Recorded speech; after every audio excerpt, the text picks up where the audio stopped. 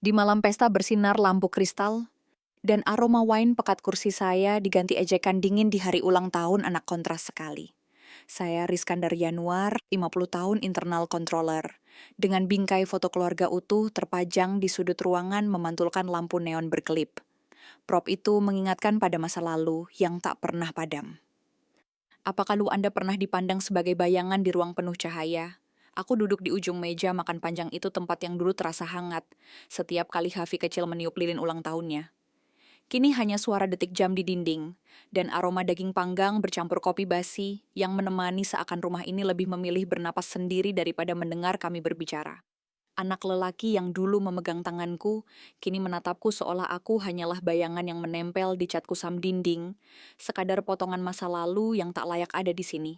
Tatapannya datar dingin seakan udara, musim gugur yang menyelinap dari jendela belum cukup menusuk. Mirasti mantan istriku sibuk memotong daging tanpa suara. Matanya tak sekalipun berani menatapku atau anak kita. Jemarinya bergetar halus entah karena dingin, atau karena ia tahu ledakan kata-kata Jaffi hanya tinggal menunggu waktu. Aku bisa merasakan dada ini panas bukan hanya dari rasa malu, tapi dari setiap detik yang terasa seperti pukulan ke dada. Aku menggenggam lututku di bawah meja, mencoba menjaga wajah tetap datar. Bahkan ketika aroma kopi basi dari termos di sudut meja semakin menusuk, mengingatkanku pada malam-malam lembur di kantor yang tak dihargai siapapun. Jaffi menaruh garpunya dengan bunyi dentingan tajam. Ayah suaranya datar nyaris, seperti membaca laporan keuangan yang tak berarti. Kau tahu semua orang di perusahaan menganggapmu tak lagi relevan, bukan ayah, hanya tinggal jadi foto lama di dinding ini. Tidak lebih. Kata-katanya memotong udara tajam seperti pecahan kaca. Aku menatapnya anak yang pernah kubopong di bahu. Saat pertandingan bisbol sekolah kini, memandangku seolah aku cuma noda yang mengotori reputasinya. Meirasti menunduk lebih dalam, seakan berharap kursi empuk ruang makan bisa menelan tubuhnya. Aku mengalihkan pandangan ke dinding, ke bingkai foto keluarga yang masih utuh tergantung di sana. Foto itu diambil 5 tahun lalu saat aku Meirasti, dan Jaffi berdiri di halaman belakang rumah tertawa di bawah sinar matahari musim panas. Kini foto itu terasa seperti saksi bisu dari sesuatu yang retak namun belum pecah. Detik jam di atasnya berdentang keras mengisi keheningan seperti palu hakim yang mengetuk putusan tak terucap. Aku berdiri pelan mengambil piring kosongku dan membawanya ke wastafel. Suara langkahku bergema di lantai kayu, setiap langkah seperti menegaskan betapa asingnya rumah yang dulu kubangun dengan kerja keras itu. Daging panggang yang tersisa di piring terasa hambar. Bahkan aromanya yang dulu membangkitkan selera kini membuat perutku mual. Aku mencuci piring tanpa suara mendengar sendok dan garpu beradu satu sama lain di meja makan di belakangku.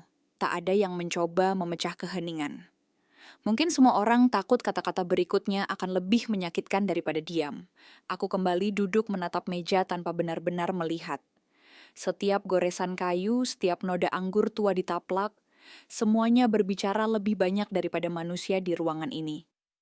Aku menarik napas panjang menatap sekali lagi pada bingkai foto keluarga di dinding. Senyum di foto itu terasa seperti milik orang-orang lain, bukan kami yang sekarang. Untuk sesaat aku bertanya pada diriku sendiri, apakah masih ada gunanya bertahan di ruang makan ini, di rumah ini, di kehidupan yang terasa seperti sisa makanan dingin. Jaffi meneguk anggurnya, bibirnya melengkung menjadi garis tipis. Ia tidak berkata apa-apa lagi, tapi tatapan itu tatapan yang mengatakan aku hanya beban lebih keras daripada kata-kata manapun. Aku menyandarkan punggung pada kursi, membiarkan keheningan menusuk hingga detik jam, dan suara sendok beradu, jadi musik latar, yang tak seorang pun minta. Mungkin sudah saatnya aku berhenti, jadi bayangan di dinding bisikku, nyaris tak terdengar hanya untuk diriku sendiri. Kalimat itu tidak mengubah ekspresi siapapun, tidak memecahkan ketegangan di udara, tapi di dalam kepalaku suara itu menggema seperti sebuah keputusan yang perlahan mulai tumbuh. Aku menatap bingkai foto sekali lagi, sebelum bangkit meninggalkan meja makan yang kini terasa lebih dingin dari udara musim gugur di luar. Suara detik jam tetap mengikuti langkahku seperti pengingat bahwa waktu terus berjalan bahkan ketika sebuah keluarga terjebak dalam diam yang mematikan. Dan untuk pertama kalinya malam itu, aku menyadari mungkin waktuku di sini memang sudah habis. Email itu muncul di layar laptop saya tepat pukul 10 malam. Tanpa subjek, tanpa sapaan, hanya sebuah lampiran laporan 401K perusahaan. Layar menyala redup di ruang kerja yang hanya ditemani dengungan AC tua dan lampu neon yang berkelip menciptakan bayangan panjang di dinding. Di sudut ruangan printer berdengung lirih, seakan berusaha memperingatkan saya bahwa malam ini tidak akan berakhir dengan tenang. Udara di kantor pusat ini terasa lebih dingin daripada biasanya. Lorong-lorong panjang berbau kertas tua dan debu membuat setiap langkah terdengar seperti langkah penyusup. Saya menarik napas dalam-dalam membuka lampiran itu. Deretan angka dan grafik menyambut mata saya, tapi yang membuat jantung saya berdegup bukanlah jumlahnya melainkan celahnya. Beberapa baris laporan tampak dirapikan, disamarkan dengan istilah akuntansi yang hanya mereka yang pernah menyelami buku besar perusahaan bisa pahami. Dana pensiun karyawan yang seharusnya aman tampak telah dialihkan sebagian ke rekening bayangan. Di layar satu catatan kaki ditandai merah samar. Transfer internal Q4. Pending reconciliation. Bagi siapapun itu mungkin sekadar catatan biasa. Tapi saya tahu catatan itu adalah celah yang bisa menelan masa depan puluhan karyawan. Langkah kaki berat terdengar dari lorong. Saya menutup layar laptop, perlahan jantung berdegup kencang. Suara rendah Oswando Collins, Paman Jaffi, terdengar jelas meski ia bicara pelan di telepon. Pinjaman harus lunas sebelum audit. Singkirkan Riskandar dari rapat dewan, atau semua rencana kita berantakan, katanya nadanya tajam terbungkus tekanan yang berlapis. Saya menahan napas mendengar setiap kata. Tekanan utang dan rasa tak akut kehilangan reputasi keluarga Collins terdengar jelas di ujung telepon itu, dan saya sadar, saya bukan hanya target, saya adalah ancaman yang harus dihapus dari jalan mereka. Saat suara langkahnya menjauh, saya kembali menyalakan layar. Saya menyalin seluruh data, menyimpannya di drive pribadi, lalu mencetak beberapa slip laporan penting. Printer mengeluarkan bau kertas hangus tipis seperti hasil pemanasan berlebihan dari mesin yang sudah terlalu tua. Setiap detik terasa seperti suara jam di rumah tadi, malam berat dan menekan. Saya menandai setiap halaman dengan pena biru, mencatat waktu dan kode transaksi. Setiap garis tinta terasa seperti menyusun perisai sekaligus pedang untuk hari-hari mendatang. Tiba-tiba printer macet. Kertas berhenti di tengah jalan setengah lembar, keluar sisanya terjepit di dalam gulungan. Tepat saat itu langkah kaki Oswando mendekat lagi. Saya menahan napas jantung serasa menghentak di telinga. Dengan tangan gemetar, saya menutupi slip laporan yang sudah tercetak dengan map kosong. Printer mengeluarkan bunyi klik nyaring seolah ingin membocorkan keberadaan saya. Saya berjongkok pura-pura memeriksa kabel listrik sementara suara Oswando lewat di belakang. Napasnya berat dan untuk sesaat, saya yakin ia bisa mendengar degup jantung saya yang tak terkendali. Setelah langkahnya menjauh, saya menarik kertas macet itu dengan hati-hati, meluruskan pinggirnya yang sobek. Di layar laptop, sebuah notifikasi, baru muncul email, otomatis dikirim dari alamat yang disamarkan. Pesannya singkat, hampir seperti bisikan dalam kegelapan. Periksa file ini sebelum mereka hapus. Tak ada nama pengirim, hanya sebuah tautan ke folder terenkripsi. Saya menatap layar beberapa detik mendengar printer berhenti berdengung, dan menyadari malam ini hanyalah permulaan dari sesuatu yang jauh lebih besar daripada sekadar laporan keuangan. Saya menutup laptop, menyimpan slip laporan ke dalam map yang saya kunci rapat, lalu mematikan lampu kantor. Lampu neon berkelip sekali lagi sebelum padam, sepenuhnya meninggalkan lorong dalam gelap. Di luar angin musim dingin, meniup ranting pohon menggesek jendela kantor, seperti kuku panjang. Saya berdiri di sana sejenak mendengarkan keheningan yang menekan sebelum melangkah keluar. Malam itu, saya tahu saya baru saja memegang kunci yang bisa menjatuhkan seseorang, atau mungkin menghancurkan saya sendiri. Abimanyu menatap saya sambil mengaduk kopi hitamnya, perlahan gerakan sendoknya berputar di gelas kaca menciptakan bunyi denting lembut yang terasa seperti detak jam dalam ruangan ini. Tatapannya tenang seperti seseorang yang sudah tahu seluruh cerita sebelum satu kata pun keluar dari mulut saya. Kafe tua ini hampir tidak berubah sejak 20 tahun lalu. Papan menu kayu dengan huruf cat yang mulai memudar masih tergantung di dinding sementara lantai kayu berdecit setiap kali seorang pelayan melintas. Aroma kopi, panggang, dan roti manis hangat memenuhi udara membawa saya ke masa-masa ketika kami dulu sering datang ke sini setelah rapat panjang saat dunia terasa lebih sederhana. Saya duduk di seberangnya kedua tangan, menggenggam cangkir yang panasnya tak mampu mencairkan dingin di dada saya. Amarah terhadap Javi masih berputar dalam kepala, bercampur rasa malu dari malam-malam sebelumnya. Saya memandang keluar jendela berembun. Bayangan gedung-gedung Minneapolis tampak kabur, seolah dunia luar ikut menyimpan rahasia yang tidak ingin diungkap. Abimanyu menghela napas pelan meletakkan sendok di alas gelas. Katakan ujarnya, datar sebelum amarahmu membuatmu melakukan sesuatu yang kau sesali. Saya menceritakan semuanya tentang email tengah malam laporan 401, yang penuh celah dan suara Oswando di lorong berbisik tentang menyingkirkan saya sebelum audit. Kata-kata mengalir seperti uap kopi dari cangkir kami, perlahan tapi dengan panas yang terasa. Abimanyu mendengarkan tanpa memotong, sesekali menatap papan menu tua di belakang. Saya mungkin mencari kata-kata yang tepat. Ketika saya selesai, ia menyandarkan tubuh jari-jarinya mengetuk meja kayu dengan ritme pelan.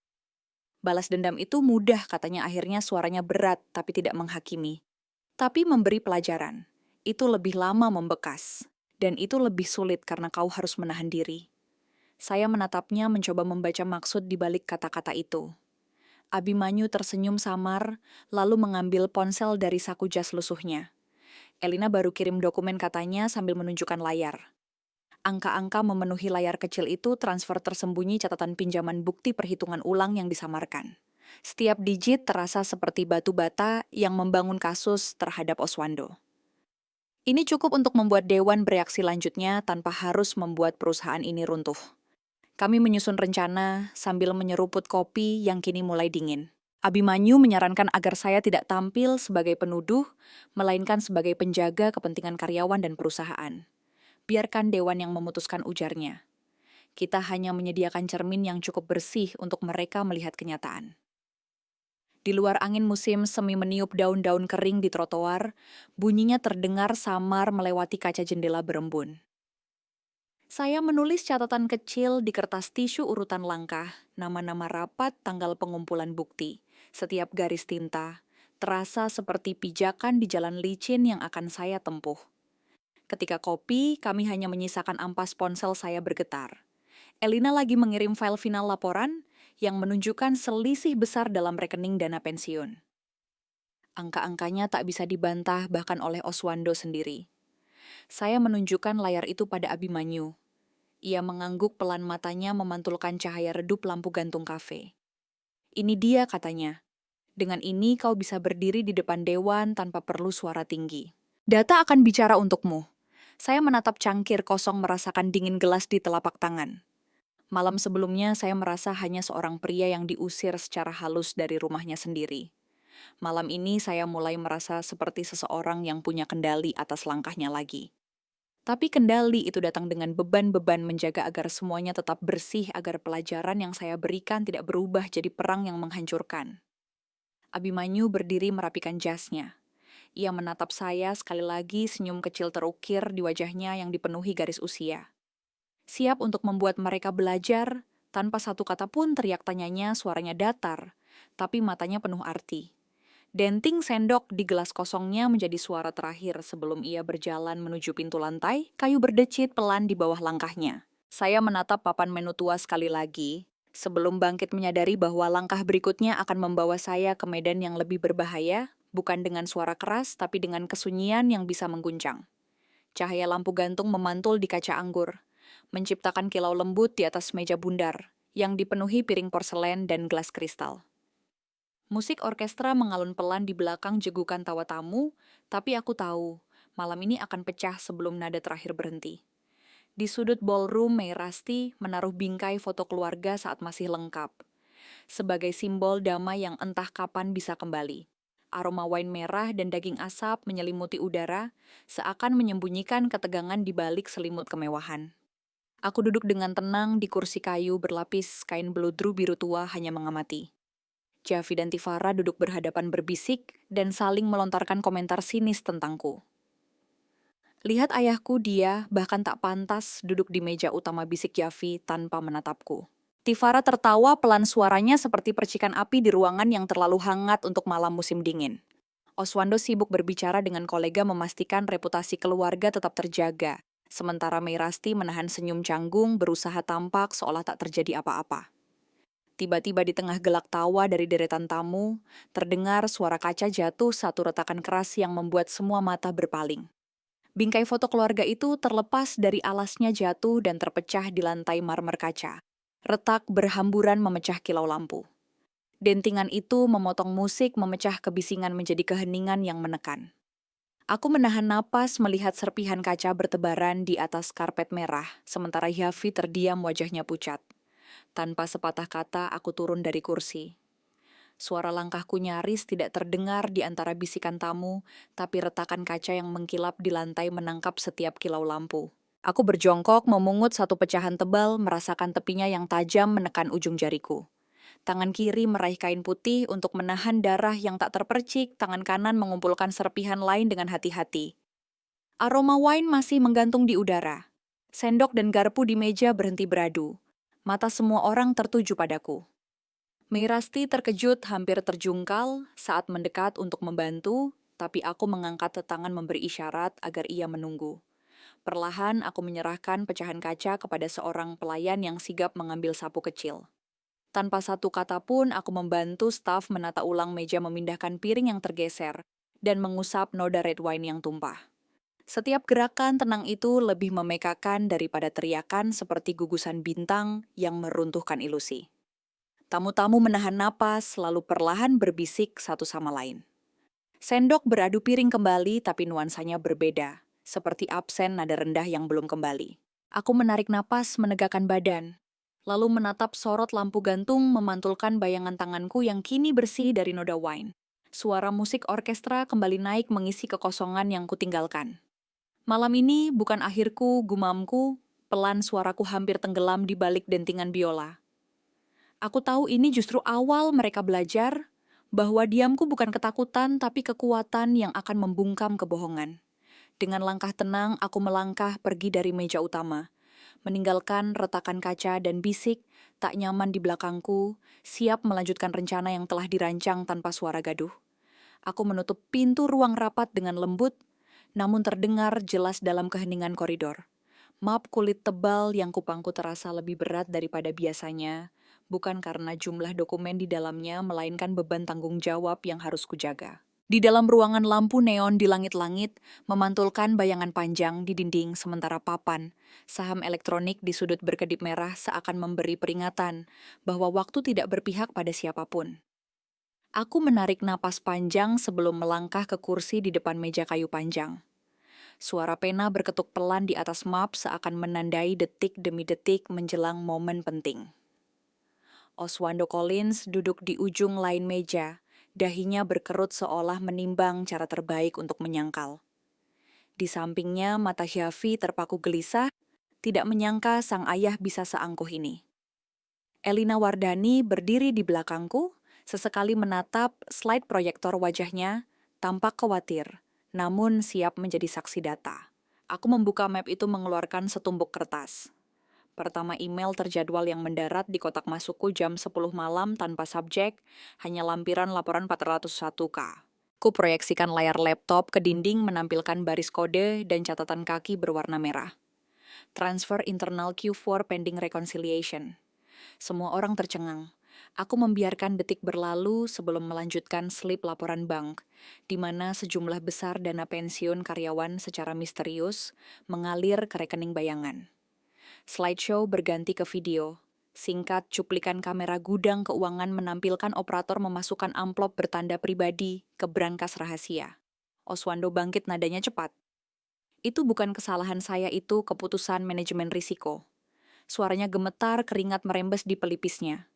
Ia menunjuk staf di sudut ruangan berusaha menangkis tuduhan. Seharusnya kalian... Tapi data terlalu kuat. Aku mengangkat satu slip laporan, menatap mata Oswando. Dokumen ini dicetak 2 hari setelah pertemuan dewan terakhir. Apakah Anda masih yakin itu bukan keputusan Anda? Ruang rapat hening. Hanya suara AC dan detik jam di punggung ruangan yang terdengar. Hafi menelan ludah, pandangannya jauh dari keyakinan semula bahwa ayahnya tak punya keberanian. Ketua Dewan, seorang wanita berjas hitam dengan rambut abu-abu rapi, berdiri. Kami telah mendengar semua penjelasan. Data ini menunjukkan bukti kuat adanya penyelewengan dana, suaranya mantap. Ia menoleh ke anggota lain lalu kembali ke Oswando. Dengan ini Anda dibebas tugaskan sampai audit selesai. Kata dibebas tugaskan menggema seperti palu hakim. Oswando menunduk bahunya, merunduk wajahnya tertutup rasa malu dan ketakutan. Suasana berubah seketika.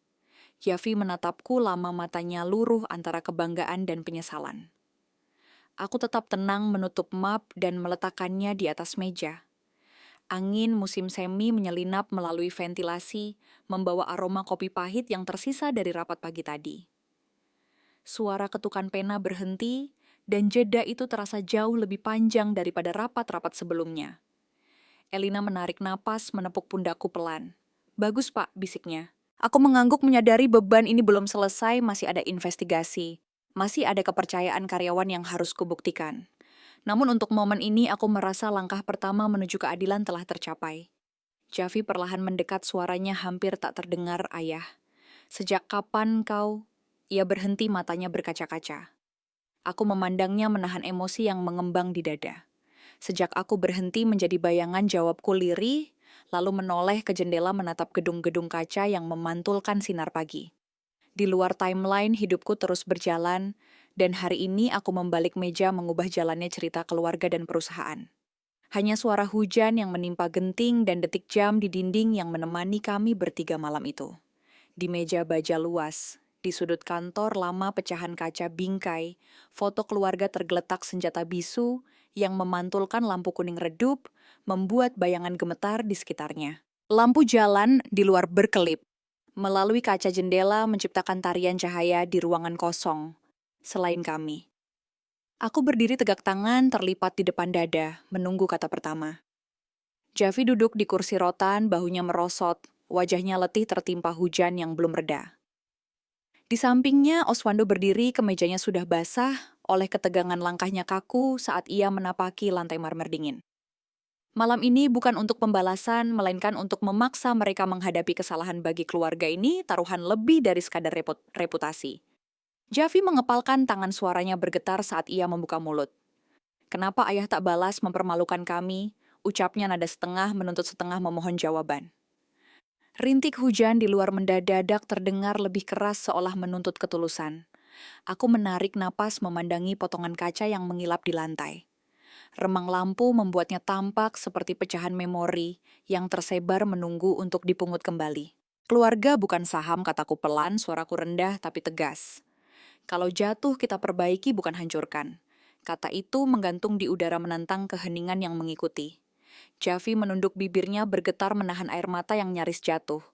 Oswando menatapku, mata merah karena haus dan penyesalan yang tertahan. Ia berjalan mendekat lalu mengambil dokumen dari sakunya, surat pengembalian dana yang telah kuatur sebelumnya. "Aku," kata Oswando, suaranya serak. Tangan gemetar saat menandatangani barisan tanda tangan di atas kertas. Setiap lembar kertas menandai penyesalan yang nyaris tak terucap. Ia mengaku meski berat bahwa tekanan utang dan rasa takut kehilangan reputasi keluarga telah membutakannya. Dokumen itu kini resmi, uang dana pensiun akan dikembalikan, audit internal akan berlangsung tanpa celah. Javi bangkit perlahan, mendekat pada sisa pecahan kaca bingkai yang tergeletak. Ia menunduk, tangan kanannya terulur ragu, lalu menyentuh pinggiran kaca yang tajam. Matanya berkaca-kaca, kilau lampu hujan memantul di bola matanya yang basah. Detak jam berdentang kencang, seakan menunggu keputusan selanjutnya.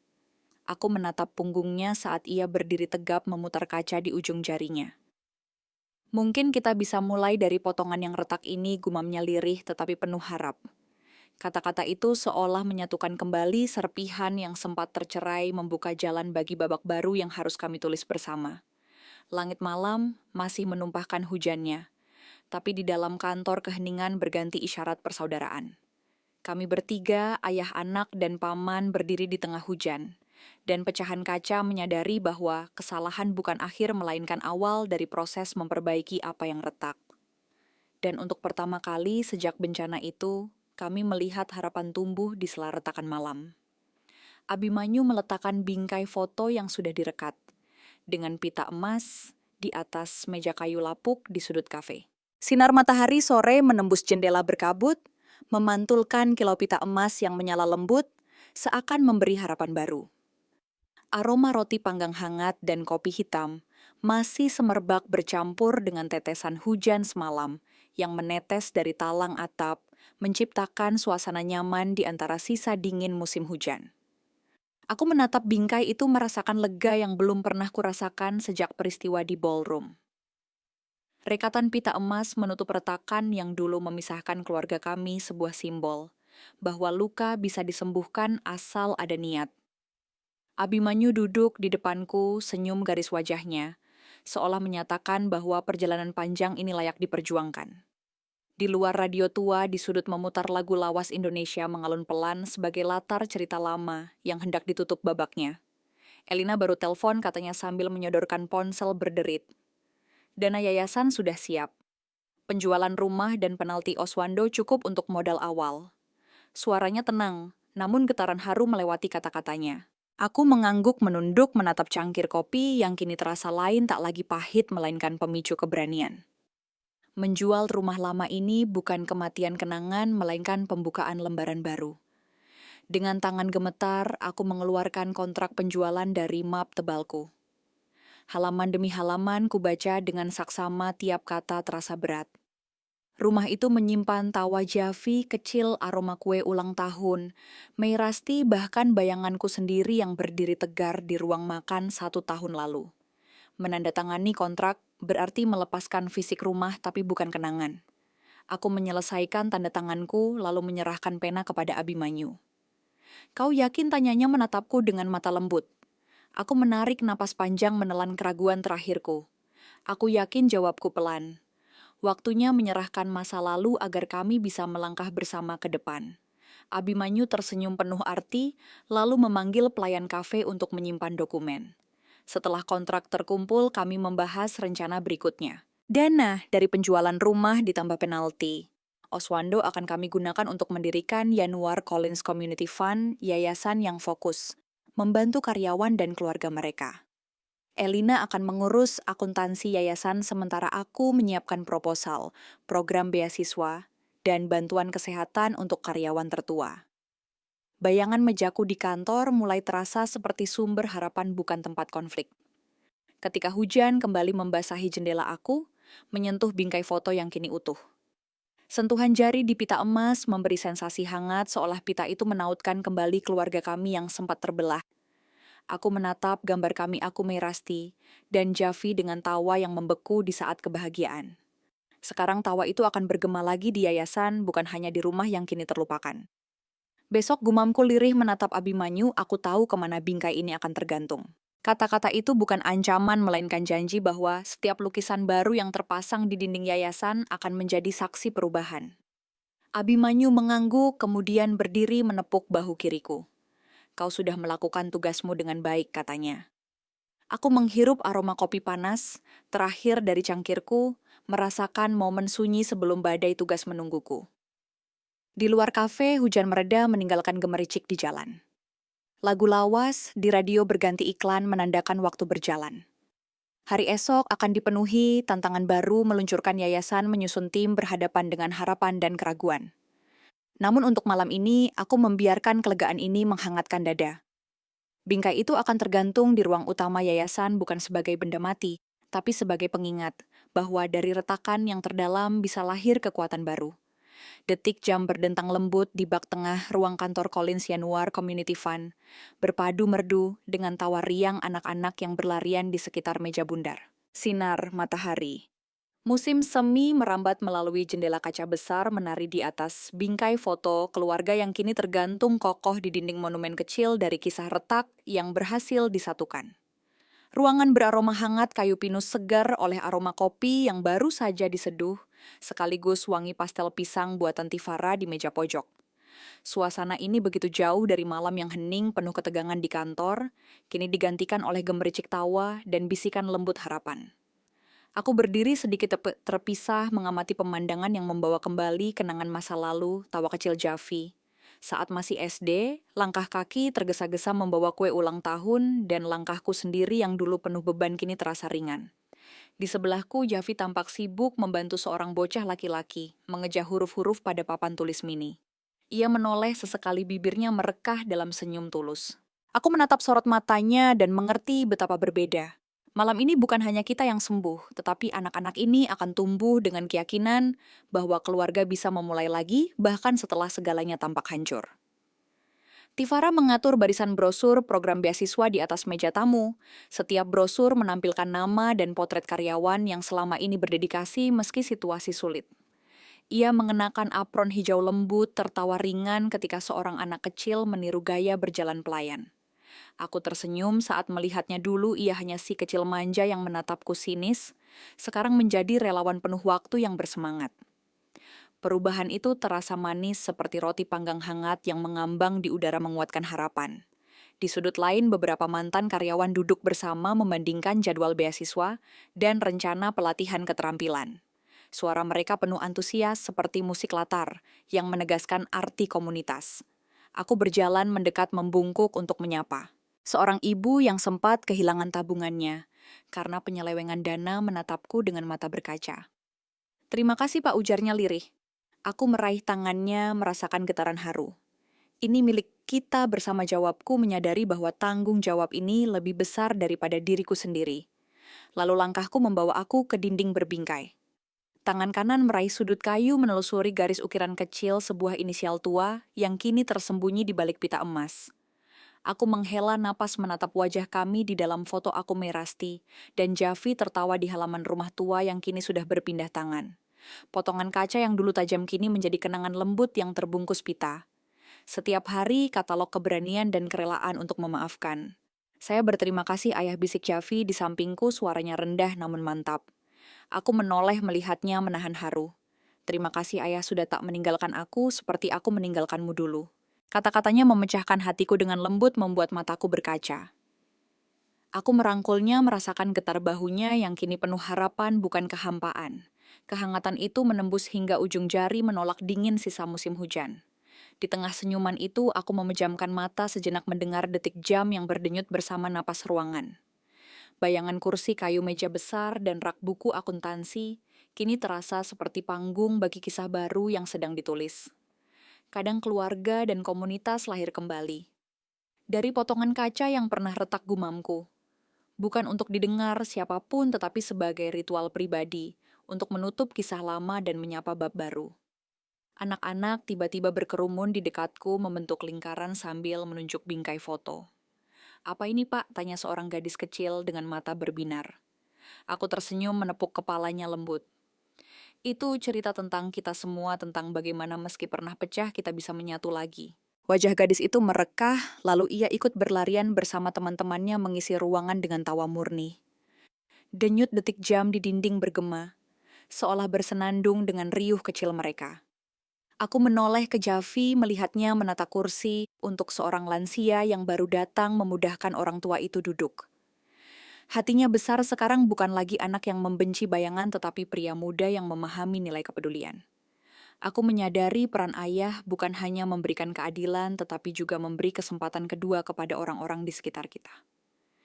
Mentari larut kini mulai terbenam perlahan menyisakan semburat jingga di langit Minneapolis.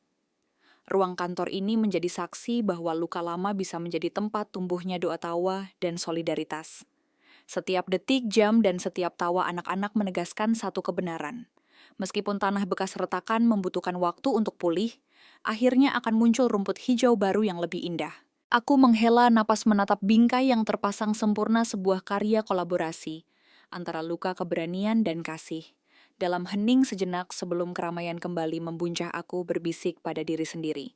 Inilah tempat kita menata kembali kenangan. Inilah rumah baru kita. Dan dengan langkah mantap aku berjalan meninggalkan dinding itu, siap menyambut hari esok yang penuh kemungkinan. Sore itu, sinar matahari memudar lembut di balik jendela kantor yayasan, menciptakan bayangan hangat di sekeliling bingkai foto yang kini terpaku tanpa retakan. Aku tersenyum menatap suara detik jam yang berdentang bersama riuh tawa anak-anak, sebuah pengingat bahwa luka lama bisa sembuh dengan kesabaran dan niat baik. Pelajaran yang kutarik sederhana, kadang keadilan dan kelahiran kembali dimulai dari keberanian untuk memperbaiki retakan, bukan membiarkannya menganga. Seperti kata pepatah jembatan, hanya runtuh agar kita tahu mana yang layak dibangun ulang. Bagi siapapun yang pernah merasakan duka dan keraguan, ingatlah bahwa kesempatan kedua seringkali tertutup dalam kepingan kenangan. Apakah Anda pernah menemukan harapan baru di tempat yang tak terduga? Bagikan cerita Anda di kolom komentar, atau ikuti saluran ini untuk kisah-kisah hangat selanjutnya.